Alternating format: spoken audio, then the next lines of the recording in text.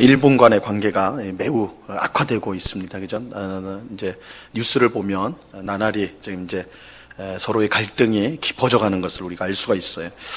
일본은 지난날 우리나라에 가했던 악행들을 반성하기는커녕 자신들은 할 만큼 다 했다고 주장하면서 오히려 경제적으로 위협을 하면서 우리를 겁박하고 있습니다. 국민 다수가 이런 일본 정부의 행동에 지금 분노를 하고 있습니다. 너무 뻔뻔하기 때문에 그래. 우리 입장에서는 그죠? 우리 입장에서는 일본 정부가 하는 말이나 행동을 보면 그들이 너무 뻔뻔하기 때문에 우리가 분노를 합니다. 잘못을 저질렀으면 당연히 사죄하고 그 잘못에 대해서 책임을 지는 것이 당연한 것인데 일본이 그렇게 하고 있질 않은 것이죠. 오히려 일본 정부는 자신들의 잘못을 인정하지 않고 피해자인 우리를 향해 큰 소리를 치고 있습니다. 그러니까 뻔뻔해도 이렇게 뻔뻔할 수가 없는 것 같아요. 그죠? 뻔뻔해도 이렇게 뻔뻔할 수가 없어요. 물론 그렇다고 해서 일본 사람들을 우리가 원수처럼 적대시하고 미워해서는 안 될 것입니다. 특별히 예수님을 믿는 우리들은 미움이나 분노나 폭력이 결코 문제의 해결을 가져다 줄 수 없다는 것을 잘 아는 사람들입니다. 오히려 사랑과 용서와 희생만이 변화와 해결을 가져올 수가 있는 것이죠. 우리는 이것을 예수님의 십자가 죽음을 통해 분명히 알고 있습니다.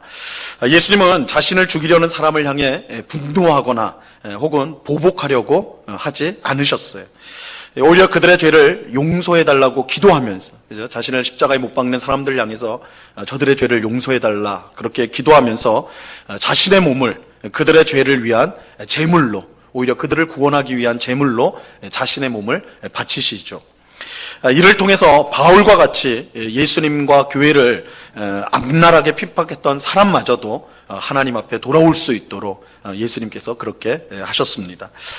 우리는 일본 정부가 하는 뻔뻔한 행동을 비판하고 평화적으로 대항해야 할 것입니다. 하지만 그들을 미워하고 적대하는 마음이 아닌 예수님의 사랑과 용서 그리고 희생의 마음으로 그렇게 해야 될 것입니다. 그러니까 그들의 뻔뻔함에 대해서 무조건 우리가 숙인다거나 뭐 그럴 수도 있다. 이것도 안 되겠죠. 그죠? 잘못을 하면 그것에 대해서 비판을 하고 또한 평화적인 방법으로 우리가 이제 대항을 해야 될 것입니다. 그러나 그런 가운데도 우리의 마음은 그들을 적대시하고 원수로 여기고 미워하는 것이 아니라 오히려 사랑과 용서와 또한 희생의 마음으로 그들의 구원을 위해서 또한 그들이 바른 길을 갈 수 있도록 그런 열망하는 마음으로 그렇게 우리가 이제 그런 마음을 가지고 행동을 해야 되는 것입니다.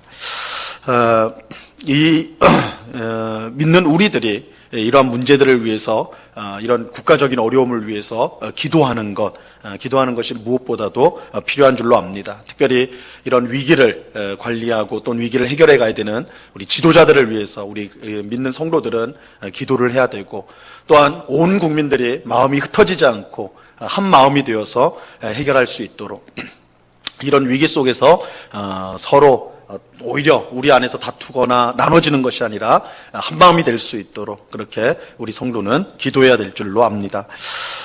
또한 우리 성도는 오늘의 문제들을요 신앙의 눈으로 볼 줄 알아야 됩니다. 단순히 정치적인 문제, 경제적인 문제로 보는 것에서 그치면 안 되고 하나님의 눈으로, 신앙의 눈으로 문제를 볼 줄 알아야 돼요. 지금의 위기를 그저 염려하고 두려워할 것이 아니라 하나님이 주신 하나의 기회로 우리가 볼 수 있어야 하는 것입니다. 이 모든 것을 합력하여 선을 이루시는 하나님께서 오늘 우리에게 주신 그 위기를 통해서도 우리에게 귀한 일들을 행할 것을 우리가 믿고 하나님 앞에 기도해야 되는 것입니다. 제가 이제 이 설교를 시작하면서 이렇게 이제 일본 얘기를 굳이 꺼낸 것은 오늘 설교 주제랑 좀 연결이 되어서 그래요. 오늘 설교 본문에 나오는 이제 이스라엘이 이제 주인공으로 나오는데 이스라엘은 어떤 점에서는 일본보다도 더 뻔뻔해요. 그래서 더 뻔뻔한 이스라엘을 소개하기 위해서 뻔뻔한 일본을 먼저 말씀을 드린 것입니다. 오늘 본문 2절 말씀 한번 보세요. 2절 말씀. 같이 한번 읽어보겠습니다. 시작. 너희 어머니와 논쟁하고 논쟁하라. 그는 내 아내가 아니요 나는 그의 남편이 아니라 그가 그의 얼굴에서 음란을 제하게 하고 그 유방 사이에서 음행을 제하게 하라. 이 말씀을 이해하기 위해서는요, 이 말씀에 등장하는 인물들이 누군지를 먼저 알아야 돼요. 여기 이제 새 등장인물이 나오는데 하나님이 나오시죠. 하나님이 나옵니다. 여기서 너희 어머니와 논쟁하고 논쟁하라 할 때 이 말을 하는 분이 하나님이에요. 하나님. 그리고 너희 어머니와 논쟁하라 할 때 이 너희 어머니는 이스라엘을 말하는 것입니다. 그리고 이제 너희 어머니라고 하니까 이 어머니는 이스라엘이라면 그럼 너희는 누구냐?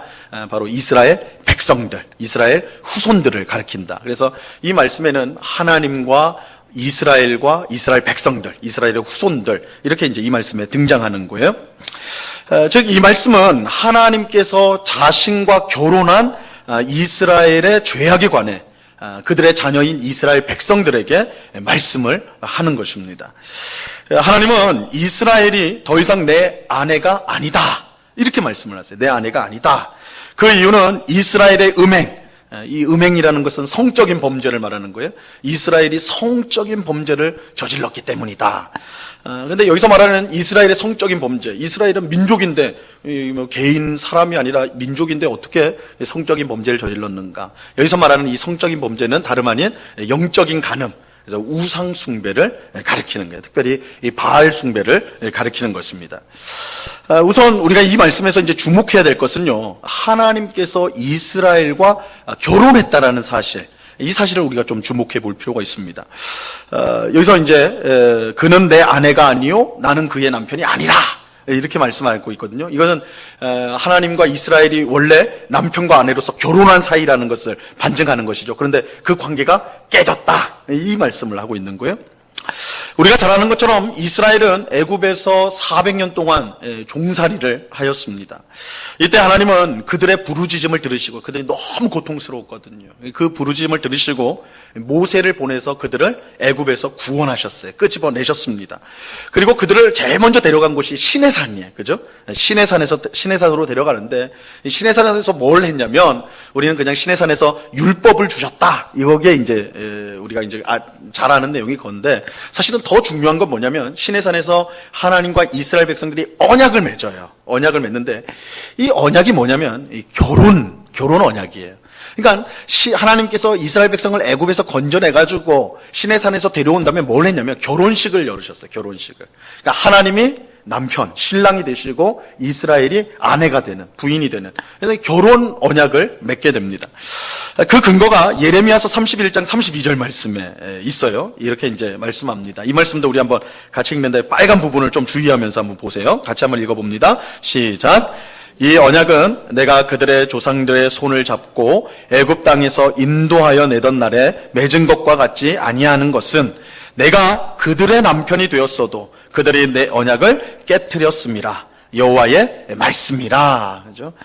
애굽 땅에서 인도하여 내던 날에 맺은 언약. 이게 시내산에서 맺은 언약인데 그 언약이 뭐냐? 내가 그들의 남편, 그죠? 내가 그들의 남편이 되었어도. 결혼식이에요. 결혼 언약이에요. 그러니까 하나님께서 이스라엘 백성들을 애굽에서 끄집어낸 다음에 시내산으로 데려가서 결혼식을 연 거예요. 이제는 이스라엘 백성을 향해 나는 너희의 남편이고 너희는 내 아내다.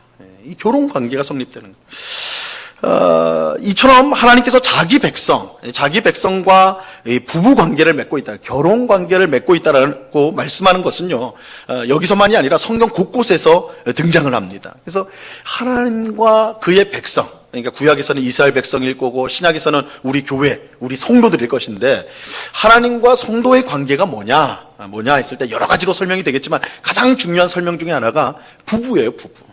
하나님과 성도의 관계는 부부 관계다. 이사야서 54장 5절 말씀에 보면요, 이렇게 말씀합니다. 이는 너를 지으신 이가 내 뭐라고요? 남편이다. 그죠? 남편이시라. 그의 이름은 만군의 여호와이시며 내 구속자는 이스라엘의 거룩하시니라. 그는 온 땅의 하나님이라 일컬음을 받을 것이라. 그래서 하나님은 자기 백성에게 남편이 되십니다. 그죠? 그 백성과 뭐예요? 자동적으로 아내가 되는 거죠. 부인이 되는 거예요. 예레미야서 3장 14절에도 보면 똑같이 말씀하세요. 여호와의 말씀이니라. 배역한 자식들아 돌아오라. 나는 너희 뭐라고요? 남편이다. 그죠? 여기서도 마찬가지예요. 내가 너의 남편이다. 신약 성경에서도 마찬가지예요. 에베소서 5장에 보면 사도 바울이 이 남편과 아내에게 각각의 명령을 줍니다. 이제 여러분 결혼식 주례 들어보시면 목사님들이 하는 주례를 들어보면 이 말씀 많이 말을 하는데, 남편은 아내를 사랑하는데 어떻게 사랑하라고요? 그리스도가 교회를 사랑하듯이 남편은 아내를 사랑해야 됩니다. 이렇게 말을 하고, 아내는 남편에게 어떻게 해야 돼요? 순종해야 돼요. 순종해야 되는데, 그럼 어떻게 순종해야 되냐? 교회가 그리스도께 순종하듯이 순종해야 된다. 복종해야 된다. 이렇게 말을 해요. 그러면서 5장 32절, 에베소서 5장 32절에 보면요, 이렇게 말씀합니다. 이 비밀이 크도다. 나는 그리스도와 교회에 대하여 말하노라. 이제 사도 바울이 남편과 아내에게 명령을 내리고 있는데, 근데 실상은 그 속에 들어있는 진짜 자신이 하고 싶었던 말은 뭐라는 거예요? 그리스도와 교회의 관계, 그리스도와 하나님 백성, 성도와의 관계가 어떠냐. 결국 부부 관계라는 거예요. 그죠? 하나님과 성도와의 관계가 부부 관계로 엮여져 있다. 이것을 사도 바울이 말하고 싶었다. 이렇게 말하는 거예요. 이처럼 성경은 하나님과 그의 백성이 혼인 관계, 부부 관계를 맺고 있다라고 말씀을 하고 있어요. 이것은 하나님과 성도 간의 관계가 참으로 친밀할 뿐만 아니라, 그죠? 이 결혼이란 것은 한 몸이 되는 거잖아요. 이것보다 더 친밀한 건 없죠. 얼마나 친밀한지, 참으로 친밀하다라는 것을 보여주고, 또 그 관계가 얼마나 깊은가. 이건 뭐 말로 설명이 아니에요. 부부가 하나 된다고 했을 때 그 관계가 깊은 것은 뭐 다른 관계로는 말할 수가 없을 정도로 깊은 관계 속으로 들어가는 것이죠. 여러분들 너무 오래돼가지고 기억하실지 모르겠지만, 결혼하실 때 다 맹세하셨죠? 서약하셨죠? 뭐라고 서약하셨어요? 검은 머리가, 요즘에는 그거 안 해요. 저도 주례하면서 그 말을 이제 도저히 못 하겠더라고요. 근데 검은 머리가 팥뿌리가 될 때까지, 그죠? 바람이 부나, 또 뭐죠? 비가 오나, 눈이 오나, 바람이 부나, 죽을 때까지 뭐 한다고요? 사랑하기로 맹세하십니까? 옛날에 그랬어요. 요즘에는 이거 안 하는데, 옛날에는 이렇게 맹세하지 않았습니까? 이 부부관계, 혼인관계라는 것은 뭐 어떤 때만 깨질 수 있는 거예요. 죽음 외에는 깨질 수가 없는 거예요. 물론 이제 오늘날에는 좀 이제 많이 달라졌긴 했지만, 이 원칙상 그렇다고요. 원칙상. 결혼이라는 것은 죽음 외에는 깨트릴 수가 없는 것입니다. 하나님께서 우리를 사랑하는데 얼만큼 사랑하느냐? 이만큼 사랑하시는 거예요. 죽음으로만 깰 수 있는 사랑으로 우리를 사랑하신다. 근데 하나님께서 죽으실 수 있어요, 없어요? 없잖아요. 그렇잖아요. 그러니까 하나님의 사랑은 절대로 변치 않고 영원하다는 것을 말해주는 거예요. 하나님께서 우리를 얼마나 사랑하시는가. 이게 부부 관계를 통해서 내가 너희야 남편이 된다, 너희는 내 아내야, 이 말을 통해서 하나님의 사랑이 얼마나 큰지를 보여주는 것이죠. 하지만 이런 점에서 보면 오늘 본문은요 굉장히 충격적인 거예요. 왜냐하면 하나님께서 이스라엘을 향해서 뭐라고 해요? 너는 내 아내가 아니고, 그죠? 아니고 나는 너의 남편이 아니다, 이렇게 선언하고 있기 때문에 그렇습니다. 이게 뭐예요? 혼인이 파탄이 난 거예요. 깨져버린 거예요. 그죠? 깨져버린 거예요. 사실 하나님의 사랑을 막을 수 있는 것은 이 세상에 없어요. 그 어떤 것도 하나님의 사랑을 변하게 할 수가 없습니다. 하지만 단 하나의 예외가 있어요. 그것은 하나님을 버리고 우상에게로 가는 거예요. 하나님을 버리고 우상에게 가는 것. 성경은 이혼을 원칙적으로 금지하면서 단 하나의 예외를 둬요.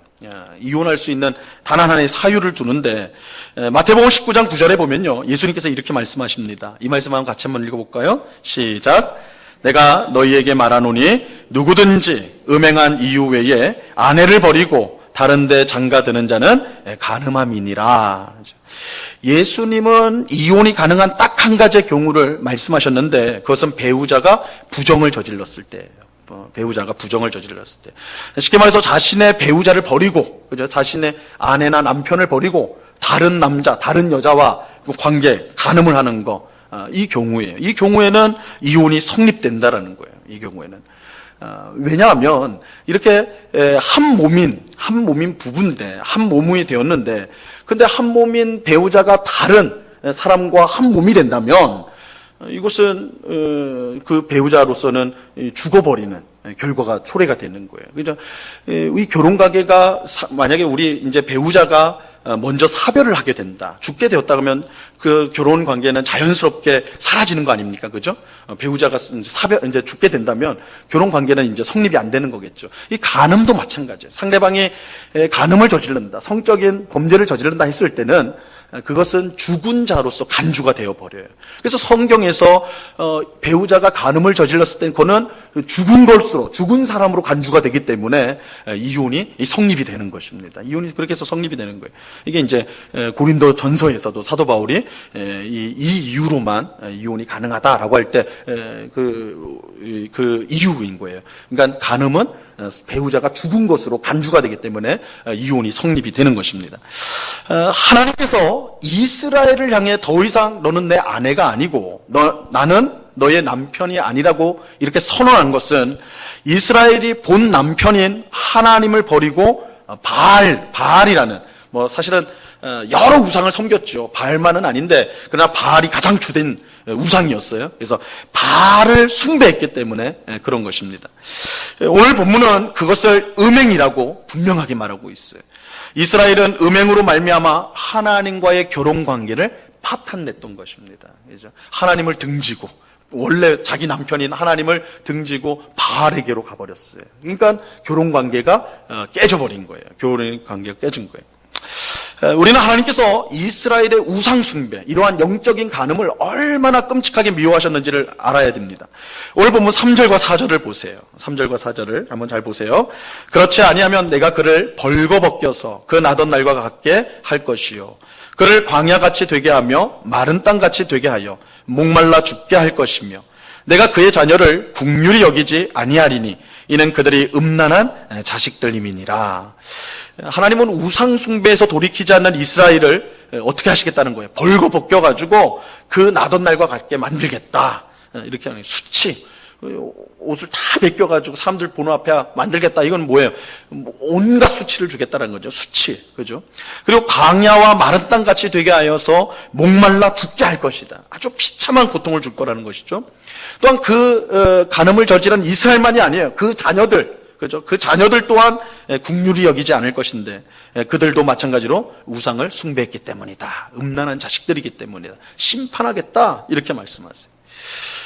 여러분, 하나님은 은혜로우시고 노하기를 더디하시는 그야말로 사랑의 풍성한 하나님이세요. 하지만 우상 숭배의 경우만은 결단코 용납하지 않으세요. 결단코 용납하지 않으세요. 왜냐하면 이것은 하나님과의 관계를 근본적으로 깨트리는 일이기 때문에 그래요.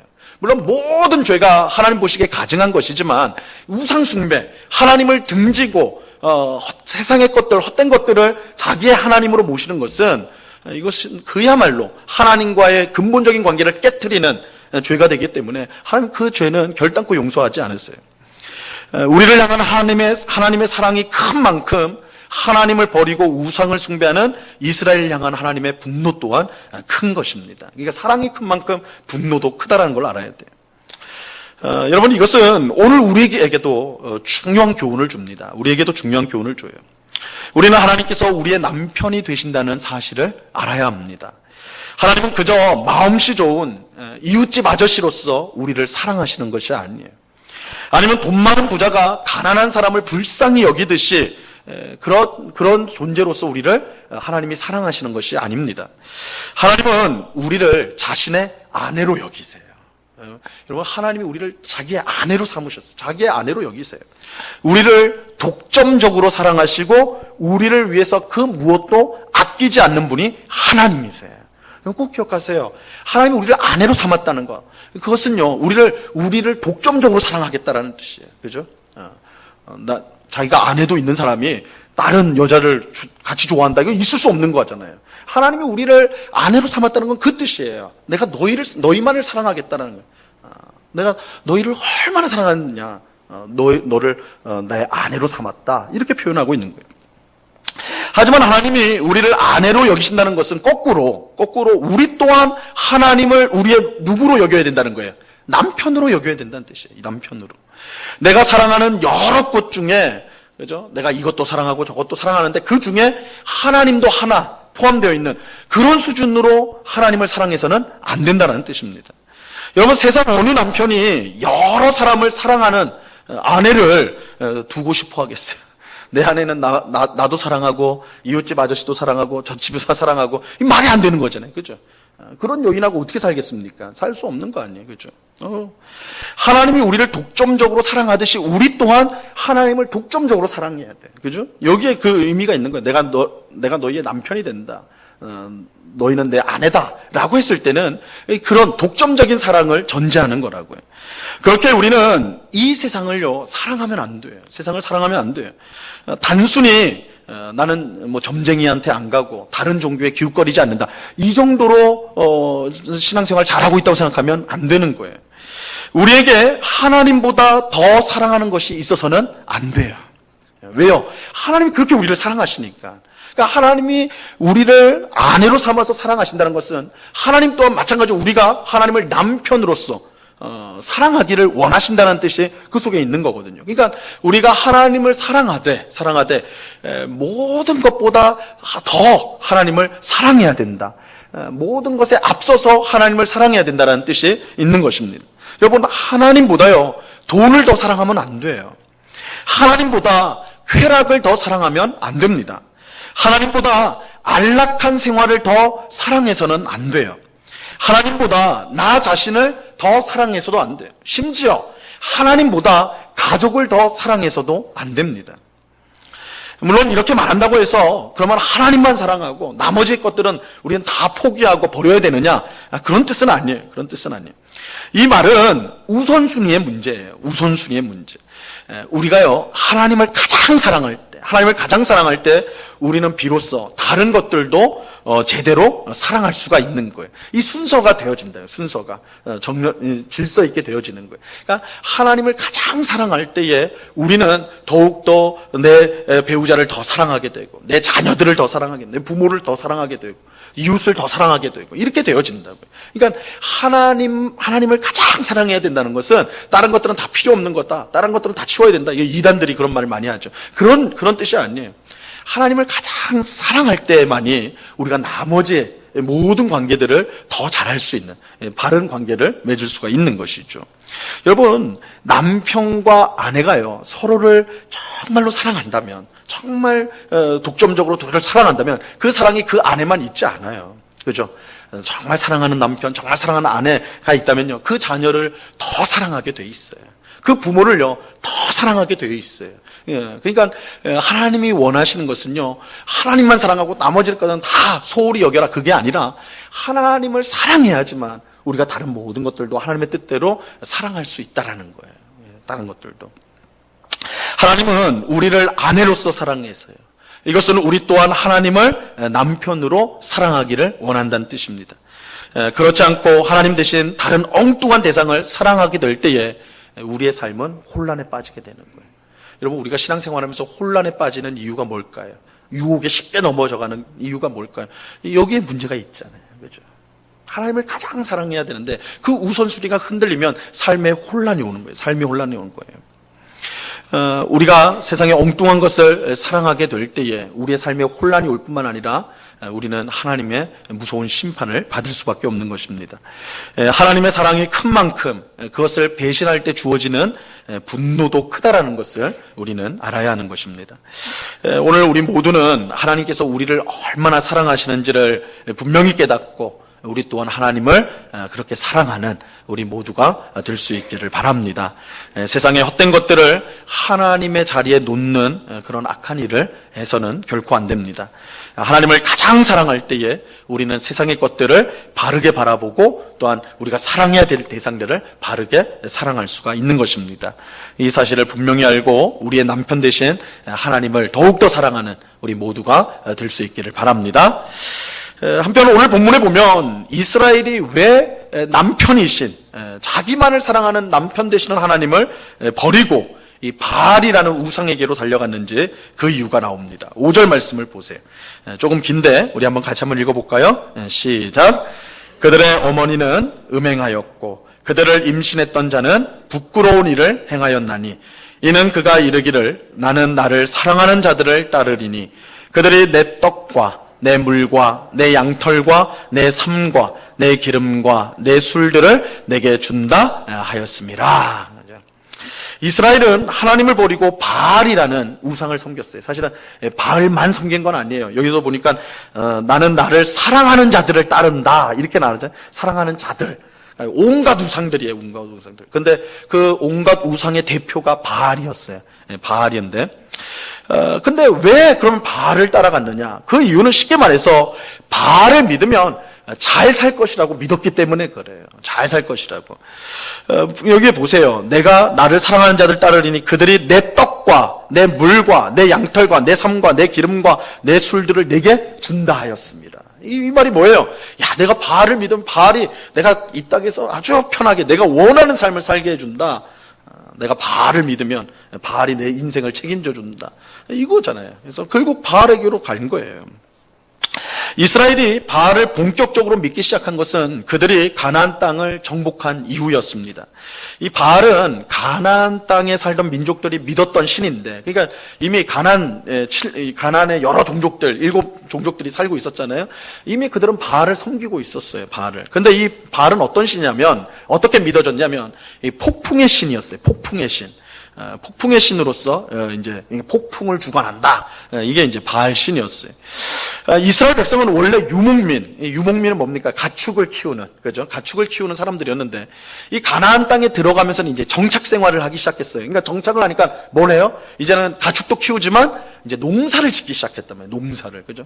그러니까 가나안 땅에 딱 들어와서 정착을 하면서 농사를 짓기 시작했는데, 여러분 농사를 지을 때 가장 중요한 게 뭔지 아세요? 가장 중요한 게, 저는 농사를 안 지어봐서 사실은 제가 잘 아는 건 아닌데 그래도 상식적으로 농사에서 가장 중요한 게 뭔지 아세요? 농사를 잘 지으려면 가장 중요한 거 비예요.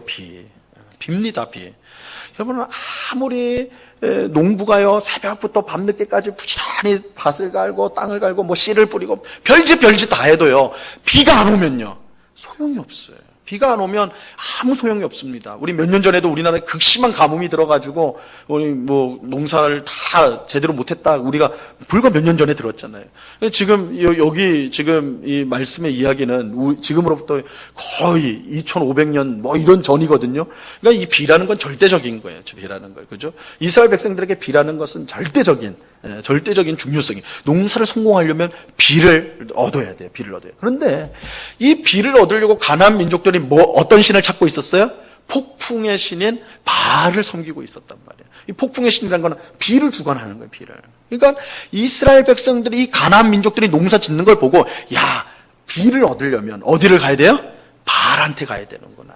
바알을 섬겨야 되는구나. 바알이 비를 내리니까 바알을 섬겨야 되는구나. 그래서 이스라엘은요 풍년을 위해서 비가 필요했고 바알이 비를 주는 신이기 때문에 바알을 찾아갔던 것입니다. 바알을 찾아갔어요. 바알이 필요할 때 비를 내려주면 가나안 땅에서 풍족한 삶을 살 수 있을 거라고 그들이 믿었기 때문에 그렇죠. 하지만 이것은 굉장히 어리석은 생각이었어요. 굉장히 어리석은 생각이었어요. 왜냐하면 비를 내리는 것은 폭풍의 신인 바알이 아니라 여러분 비는 누가 내려주세요? 하나님이 내려주시기 때문에 그래요. 하나님. 온 세상을 창조하시고 그 뜻대로 다스리시는 하나님이 비를 내려주세요. 사실 하나님은 이 사실을요 이미 이스라엘 백성들에게 알려주셨어요. 신명기 11장 13절과 14절 말씀입니다. 같이 한번 읽어봅니다. 시작. 내가 오늘 너희에게 명하는 내 명령을 너희가 만일 청종하고 너희의 하나님 여호와를 사랑하여 마음을 다하고 뜻을 다하여 여호와께서 너희의 땅에 이른 비 늦은 비를 적당한 때에 내리시리니 너희가 곡식과 포도주와 기름을 얻을 것이요. 그렇죠? 가나안 땅에서 농사를 잘 짓기 위해서는요 아무 때나 비가 와서는 안 돼요. 비가 중요하긴 하지만 뭐 계속 장마처럼 비가 계속 쏟아진다. 그래도 농사가 안 되는 거예요. 그죠? 이 가나안 땅에서 농사를 제대로 지으려면, 성공적으로 지으려면 이른 비와 늦은 비가 딱 제때에 와야 됩니다. 제때에 와요. 이른 비는 10월과 11월경에 내리는 비예요. 10월과 11월경에 내리는 비인데 이때 가나안 땅에서는 씨를 뿌립니다. 씨를 뿌리는 시기거든요. 그러니까 딱 씨를 뿌릴 때 비가 적당히 내려줘야지. 그때 적당히 내려줘야지 이게 이제 농사가 잘 진행이 될 수 있어요. 그리고 늦은 비는 3월과 4월, 그 다음 해인 3월과 4월에 내리는 비예요. 이때는 추수 때예요. 추수 때. 그러니까 추수를 하는데 추수하기 직전에 비가 내려줘야지 곡식이 잘 여문단 말이에요. 그러니까 이 이른 비와 늦은 비가 딱 그때 10월과 11월, 3월과 4월에 딱 그때에 맞춰서 내려줘야지만 그의 농사는 성공할 수가 있는 것입니다. 그러니까 이스라엘 백성은 이 비를 위해서, 그죠? 이 이른 비와 늦은 비를 제때 받기 위해서 누구한테 달려간 거예요? 바알한테 달려간 거예요, 바알에. 하지만 하나님은 이 이른 비와 늦은 비가 바알이 주는 게 아니라 누가 준다고요? 하나님이 준다고 분명히 말씀하잖아요. 이 신명기 말씀은 이스라엘 백성이 가나안 땅에 들어가기 전에 주신 말씀이라고요.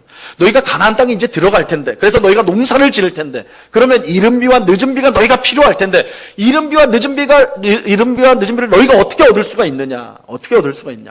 바알에게 가면 얻을 수 있느냐? 아니에요. 어떻게 하면 얻을 수 있어요? 내 말에 너희가 순종하고, 그죠? 내 말에 너희가 순종하고, 나를 온 마음과 뜻을 다해 사랑하여 복종하면, 그죠? 나를 섬기면 하나님이 어떻게 하시겠다고요? 이른 비와 늦은 비를 제때에 내려주겠다. 그러니까 가나안 땅에서 이스라엘 백성들이 비를 제때에 얻는 방법은 뭐예요? 하나님의 말씀에 순종하는 거예요. 하나님을 사랑하고 하나님만을 섬기는 거예요. 하나님은 이스라엘 백성들이 그렇게 한다면 내가 이른 비와 늦은 비를 제때에 내려주겠다라고 약속을 하셨어요. 하지만 하나님께서 분명히 이렇게 말씀하셨음에도 불구하고 이스라엘은 누구에게 달려갔어요? 바알에게 달려갔어요. 하나님이 분명히 그렇게 약속했는데 하나님의 말씀이 그들의 귀에 쟁쟁 울리는데도 불구하고 그들은 바알에게로 달려갔어요. 왜냐하면 가나안 땅에 먼저 살고 있던 사람들이 바알에게 달려갔기 때문에 그래요. 여러분, 이것은 우리 또한 비슷하지 않습니까? 여러분, 이 모습이 우리 또한 비슷하지 않아요? 하나님을 모르는 세상 사람들이 하는 말과 행동을 우리는 하나님의 말씀보다 더 귀 기울여 듣지 않아요. 그렇죠? 우리는 하나님의 말씀을 읽고 매주일마다 설교 말씀을 통해서 하나님의 뜻을 듣지만, 그러나 실상 우리가 진짜로 듣는, 우리가 진짜로 실천하는 그 말은 누구의 말이에요? 세상 사람들이 하는 말. 그렇죠? 세상 사람들이 하는 말에 우리가 귀에 혹하고 그거 따라가는 거 아닙니까? 하나님이 가르쳐 주신 방법보다 세상의 방법으로 아이를 가르치려고 하지 않아요? 그죠? 세상 사람들이 이렇게 해야지 아이가 좋은 대학 가고 좋은 직장 가고 이렇게 성공하니까 이렇게 해야 된다. 하나님의 말씀보다는 하나님은 그렇게 키우라고 안 하는데 성경에 보니까 그죠? 하나님 앞에서 신앙적으로 먼저 서야 된다고 분명히 가르치는데 세상 사람들의 말에 더 귀 기울여서 자녀를 엉터리로 가르치는 거 아니냐고요. 하나님의 명령보다 세상 사람들의 조언을 따라서 가정과 일터에서 말하고 행동할 때가 우리가 얼마나 많냐고요. 그죠? 하지만 이른 비와 늦은 비를 주시는 분은요, 바알이 아니라 하나님이에요. 하나님. 여러분, 우리 삶이 복되려면요, 우리의 자녀를 정말로 바르게 키우려면, 우리가 가정과 일터에서 바르게 말하고 행동하려면요, 바알이 아니라 하나님께로 가야 돼요. 하나님께로 가야 돼요. 우리가 하나님의 말씀에 순종하고 하나님을 진심으로 사랑하여 섬기면 하나님께서 우리의 삶에, 또한 우리의 자녀에게, 우리의 가정과 일터에 이른 비와 늦은 비를 제때에 내려주셔서 복되게 만들어 주실 것입니다. 하나님께 가야 돼요. 하나님께. 이 세상 그 어떤 것도 우리에게 복을 줄 수가 없어요. 하나님만이 우리에게 복을 주실 수가 있습니다. 그러므로 하나님이 아닌 세상의 엉뚱한 것을 의지하고 섬기고 있다면 우리는 속히 하나님께 돌아와야 돼요. 하나님께 돌아와야 돼요. 우리는 세상의 헛된 속임수에 속아서는 안 돼요. 우리의 인생을 책임져 주겠다는 교묘한 거짓말에 넘어가서는 안 돼요. 우리를 복되게 할 수 있는 분은 오직 하나님밖에 없어요. 오직 하나님의 말씀에 순종하고 그를 사랑하여 섬기는 것만이 우리가 행복한 삶을 사는 유일한 길인 것입니다. 혹 우리 중에 여전히 하나님이 아닌 세상의 바알을 따르고 있는 분이 있다면 속히 돌아서기를 바랍니다. 돌아서야 돼요. 여러분, 탕자 아시죠? 탕자. 우리 누가복음 15장에 나오는 탕자 이야기 여러분 잘 알 거예요. 탕자는요, 아버지의 집을 벗어나서 외국으로 가죠. 아버지의 유산을 미리 받아가지고, 죽지도 않은 아버지한테 유산 달라고 그래가지고, 이런 불효 자식이 없는 거죠. 죽지도 않은 아버지한테 유산 달라고 해서 외국으로 가버립니다. 세상이 자기에게 모든 것을 줄 수 있다고 믿었기 때문에 그래요. 그죠? 하지만 그것은 착각에 불과했어요. 탕자가 돈을, 아버지의 유산을 많이 가지고 있을 때는 세상은 너무나 달콤했어요. 근데 돈이 다 떨어지니까요, 세상은 냉정한 거예요. 이 세상이 우리에게 달콤하게 한 말은요, 우리가 뭔가 있을 때 말하는 거지, 우리 손에 아무것도 없으면요, 세상처럼 냉정한 곳이 없어요. 탕자가 그걸 경험한 거예요. 돈이 떨어지니까 친구가 사라지고 아무것도 남는 게 없어요, 외국에서. 그래서 돼지를 치죠. 여러분들, 유대인들이 돼지를 친다는 건 있을 수가 없는 일이에요. 아주 부정한 동물이거든요. 근데 먹을 게 없으니까 이 탕자가 뭘 먹으려고 그래? 돼지가 먹는 지엄 열매. 근데 그것도 없어서 못 먹어요. 이게 세상이 우리에게 주는 거예요. 이거 우리가 모르고 세상을 사랑하는 것이죠. 근데 이가 얼마나 이 탕자가 비참한 처지에 놓였는지 몰라요. 하지만 지금까지 어리석은 선택만 했던 이 탕자가요, 딱 한 번 올바른 선택을 합니다. 딱 한 번 올바른 선택을 해요. 어떤 선택이냐? 아버지께로 돌아간다는 거예요. 아버지께로 돌아간다. 탕자가 아버지께로 돌아갈 때예요, 정말, 그죠? 얼마나 창피했겠습니까? 얼마나 수치스러웠겠어요. 그런데 탕자가 그거 하나 잘한 거예요. 내가 아무리 부끄럽고 창피해도 아버지께로 돌아가는 게 살 길이다. 아버지께로 돌아가는 게 살 길이다. 그래서 아버지께로 돌아가니까요, 탕자의 모든 문제가 해결돼요. 세상과 바알이 우리를 행복하게 해줄 수가 없어요. 오직 하나님만이 우리를 복되게 하십니다. 하나님께 돌아가는 것만이 모든 문제를 해결하는 유일한 길입니다. 하나님께 돌아가는 게 길이에요. 오늘 보면 7절 말씀을 보세요. 7절 말씀 같이 한번 읽습니다. 7절 시작. 그가 그 사랑하는 자를 따라갈지라도 미치지 못하며 그들을 찾을지라도 만나지 못할 것이라. 그제야 그가 이르기를 내가 본 남편에게로 돌아가리니 그때의 형편이 지금보다 나았음이라 하리라. 비록 음란한 이스라엘이었지만 자신의 비참한 상황을 깨닫고는 뭐라고 해요?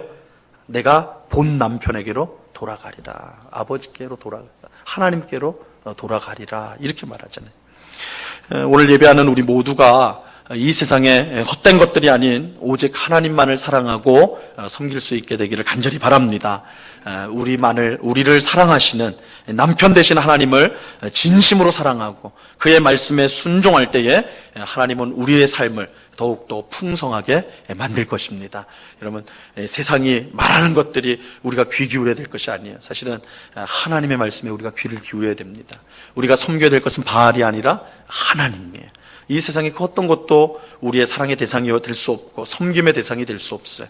우리의 사랑과 섬김의 유일한 대상은 하나님이라는 사실을 꼭 기억하시고, 혹 우리의 마음이 하나님을 떠나 있다 그런다면 다시 돌아와야 돼요. 그죠? 패역한 이스라엘 백성들이라도 본 남편에게 돌아가리라. 돌아오면 하나님 받아주세요. 탕자의 아버지는 언제나 탕자를 기다리시고 받아주시거든요. 하나님께 돌아가는 것이 유일한 해결책입니다. 이것을 기억하시고 이 세상을 사는 동안 언제든지 우리가 빗나갔다면 하나님을 찾으러 와야 되고 하나님께로 돌아와야 되고 언제나 바알이 아닌 하나님만을 사랑하고 섬기는, 그래서 하나님이 주시는 복된 삶을 살아가는 오늘 우리 모두가 될 수 있기를 우리 주님의 이름으로 간절히 축원합니다.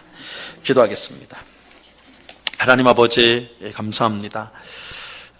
남편이신 하나님께서 그 아내인 이스라엘 향해서 더 이상 너는 내 아내가 아니다, 나는 너의 남편이 아니다. 그것은 그들이 하나님을 버리고 바알을 따라 음행을 저질렀기 때문입니다. 하나님은 우리를 너무너무 사랑하셔서 우리를 자기의 아내로 삼아주셨습니다. 그만큼 사랑하고 그만큼 우리를 아끼시는 하나님이십니다. 그런 하나님을 우리가 등지고 배반할 때 우리는 심판을 받을 수밖에 없다는 사실을 오늘 말씀을 통해 확인하게 됩니다. 아버지 하나님, 오늘 우리들에게 있는 바알은 무엇입니까? 오늘 우리의 마음을 빼앗기는 세상의 것은 무엇입니까? 하나님보다 더 사랑하는 것은 무엇입니까? 하나님보다 더 따르고 있는 것은 무엇인지 오늘 성령을 통해 우리에게 말씀하여 주시고, 우리가 그것을 깨달았다면 즉시 그것들을 버리고 주님께로 돌아가는 저희 모두가 될 수 있도록 도와 주시옵소서. 우리를 복되게 하시는 분은 오직 하나님 한 분이심을 믿습니다. 하나님의 말씀에 순종하는 것이 가장 복된 삶인 줄로 믿고 늘 하나님을 사랑하고 그 말씀에 순종하는 성도의 삶을 살아갈 수 있도록 주장하여 주시옵소서. 귀한 은혜로 함께 하시는 주님께 감사와 찬양을 올려드리오며 예수 그리스도 이름으로 기도드리옵나이다. 아멘.